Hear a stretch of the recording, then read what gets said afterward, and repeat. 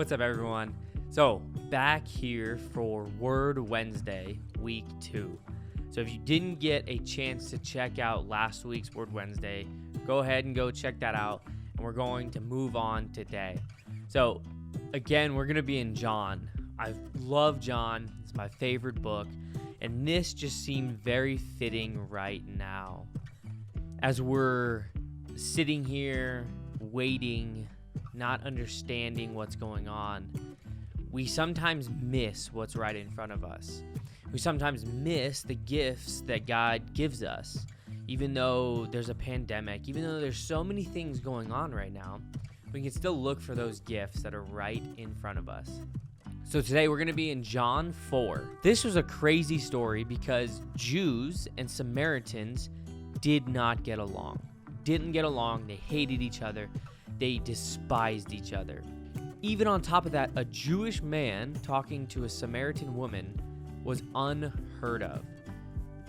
But again, Jesus meets us where we are. So as you see, this woman is going to the well to draw water. Now, that's not uncommon in this time, but what was uncommon was the time of day in which she was drawing the water. Normally, you would draw water in the morning when it's cool. Now, this takes place with the woman drawing water from the well, or as we know it, Jacob's well. And this was not uncommon, but what was uncommon was the time of day in which she was drawing water, which was in the afternoon, in hot sun, when the sun is at its peak, because no one else was going to be there. So she was out here, so she didn't see anyone. And that was the point, because of her reputation in her past, which we'll see later that Jesus already knew about that, yet he still met her where she was. After Jesus talks to the woman in the beginning, and she's perplexed that a Jewish man would be talking to a Samaritan woman, he asked her for some water. But then she's perplexed because he doesn't have a bucket to fetch the water. He doesn't have any way to drink the water. But he was getting to more of a bigger point. Jesus in verse 4 says, "If you only knew the gift God has for you and who you are speaking to, you would ask me and I would give you living water." Now, living water, that's what we long for. Now, Jesus is the bread of life. He is the living water. And that's what he was getting at. Was that if she only knew what was right in front of her, she would be asking him for living water. And she does ask for that. She says, if you have living water, I want it. How do I get that? And Jesus goes on to tell her how to do that. And she did this by coming clean to Jesus, by telling her the truth. He had to fish for it a little bit and get it out of her.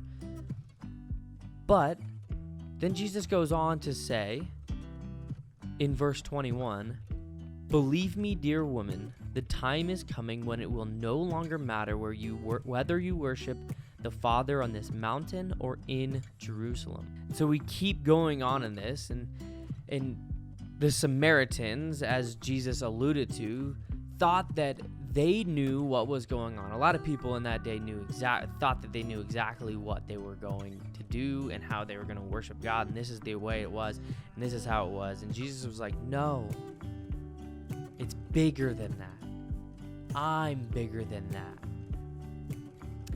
And so Jesus goes on to keep talking to her. And the main thing I want to talk about, because we'll be talking about this in this weekend's lesson, is that this woman, she knew that a Messiah was coming, that they were longing for a Messiah to save them.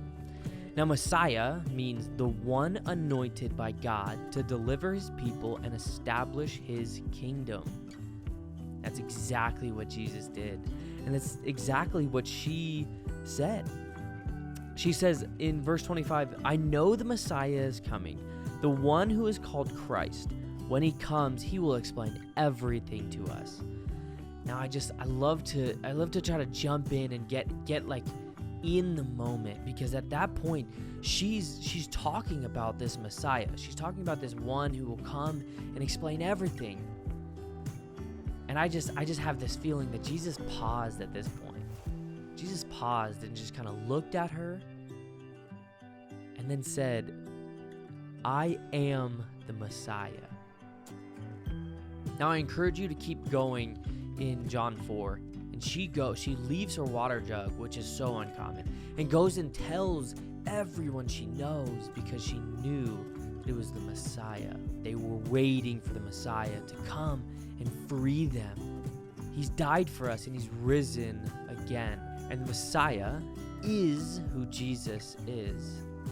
And the Messiah saved us from our own selves and from the enemies of this world. So, the Messiah is the one anointed by God to deliver his people and establish his kingdom. That's Jesus. That will always be Jesus. And the question I have for you is, who is Jesus to you?